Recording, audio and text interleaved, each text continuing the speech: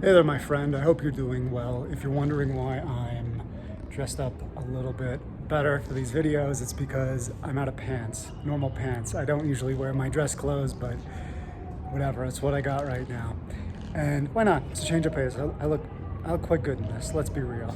I always look good, but I look good. Anyway, to the point of this video, because I know you want to get there, I wanted to share my immediate, well, not my immediate, but my thoughts on how the tournament went. I've published my videos from the tournament that I competed in, and I will take them from unlisted to public and also give some of my thoughts on them, maybe a breakdown. But this is this is how I feel about it after the fact. And this tournament was interesting because I had a very healthy mindset going into it. I was not really all that nervous, and the times that I was nervous, I was able to I have I think the correct mental models and tools to handle competitive environments, especially jiu-jitsu, because for me, it's not like I'm risking my brain. It's not like I'm stepping into the ring to box or do a Thai boxing match, nothing like that. Jiu-jitsu is hard on the body, of course, but I have had hundreds of matches before. And knowing that, my brain was like, oh, okay, well, this is just like another match. Now, what was interesting about that was after that, and I want to say like a day after that, but this lasted for an entire week, I was completely drained. I mean, I tried getting back to work. I took Sunday off, tried getting back to work on Monday, and mentally I had no creative juices. My nerves, my body, everything was frazzled. And for context, I'm used to rolling 60 minutes straight with a black belt. And yeah, maybe we're not going 100% all the time, but I'm used to rolling a long time. I have very good stamina. And my total match time for this tournament was 20 minutes, approximately.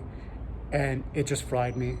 And I spoke with a friend of mine afterward, who I really should have on this channel for an interview. He's great, and he helped me with a lot of the preparation, especially breath work and handling the nerves and enhancing the central nervous system.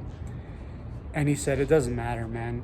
The competitive arena, the mat, it's a very sacred space, a sacred energy. And not to get too woo-woo here, but after that, I believe it. Because that, to me, is the only thing that I can describe that was different, was that it was a competitive environment, and my body knew that it was a competitive environment. And of course, I felt the effects of that afterward. Now, as for the match itself, the first match was actually in the gi, the jacket. And I didn't train at all for this. I didn't train at all for the gi. I haven't trained in the gi for months, 3-4 months at least. So I really had no expectations going in. I had actually been training wrestling, a wrestling-based system. Now with the jacket, it's different because you can get grips, and it's recommended that you do get the grips because this changes the game. It's almost a different sport. It's all grappling, but having the jacket definitely changes your approach, or usually changes your approach and what's recommended and what will make you a better competitor. But what I did was I was going up against other blue belts, Masters division, meaning that age 35 and above. And I felt I had cholera going into this, but I felt pretty good otherwise. And what I was able to do was getting like a steering wheel grip. I effectively grabbed both collars and was trying to implement some push-pull stuff. Again, I had no judo or anything like that, even though I have done this in the past. And I have had practice systems in the past for takedowns and control. I just didn't do it here. And because this was a submission-only match, my opponent got me in 2 good armbar attempts. He didn't get it, but he had me in two very good armbar attempts. So he didn't get them, but because he was closest to getting a submission, he was awarded the match. Fine, whatever. That was the only match for gi. And then no gi, I had 3 matches total, and I was awarded the silver medal for that one. Now, the first 2 matches was pretty much wrestling, all stand-up wrestling. And again, because of the cholera, I didn't feel comfortable exploding or changing levels or shooting all that much. But I really just wanted to implement what I've been practicing, which was the posture and the hand fighting. And looking back at the tapes, I can see there's much room to grow, and to be more aggressive, quite frankly. But I won. I was no one really had any submission attempts, but because I was on top, I was taking them down, I was the aggressor. I'm gonna switch arms. The ref awarded me the victory. Now in the last match, it was interesting because if you see it, you can see that and this is taking nothing away from my opponent, who was actually the same opponent who had beaten me in the gi. He had very good escapes, very good at creating scrambles, very good at submission threats. And at the last 30 seconds, he had me in a legitimate heel hook attempt. I almost tapped, and you could see it on my face. And the ref could see it on my face, and even if he hadn't seen it, it was pretty obvious that he did, in terms of that rule set, he did better, and it was great. And in terms of my game, I implemented what I wanted to implement, which was the wrestling. And I see opportunities to take, there was just opportunities I missed because I didn't have the tools. And then immediately afterward, I learned the tools to fill those gaps. But it is what it is. And I got the better of the scrambles. I felt like I was getting more of the dominant positions, which is true. And in this format, it's just how it goes. But that's okay. I apologize for that siren. And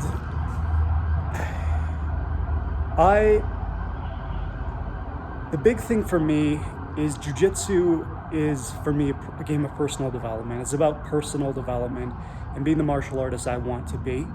And competing, I mean, it took a lot out of me. Even if I hadn't been suffering from a bacterial infection, I think it still would have taken a lot out of me. And win or lose, what I'm looking for are these moments where my opponent shows me where those holes are in my game, and he did. And I'm honestly grateful for it. And I think that's why I had such a great composure when I went into this tournament. Again, afterward was a different story, but I am grateful and fulfilled with the performance. I'm content with it. I'm obviously not content with my game, which is why I'll be constantly growing and pushing and pursuing. But having done all of that, I feel like it did interfere with my career a bit, my work schedule, my projects with clients, and the responsibility that I have to them and to myself and to, my loved ones even. And so I do think there is a balance to be had. And if you're thinking of competing, I would encourage you to do so. It's a good experience. And don't feel like you have to dedicate your entire life to this. This has shown me that, hey, if I really wanted to compete at a high level, it means training twice a day, pretty much every day.